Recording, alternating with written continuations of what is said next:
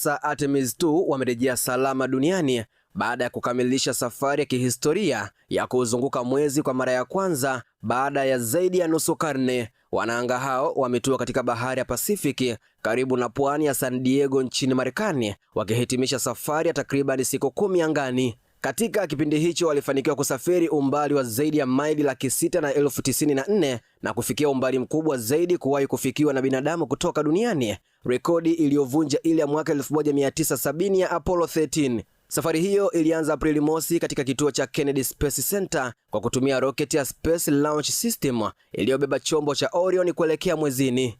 Baada ya kutua, walipokelewa na timu ya uokoaji ya pamoja ya NASA na jeshi la Marekani na kupelekwa kwenye meli ya USS John P. Mutha kwa uchunguzi wa awali wa afya. Mafanikio ya Artemis 2 yanafungua njia kwa hatua hiyo inayofuata mpango wa Artemis ambao unalenga kurejesha binadamu kwenye uso wa mwezi.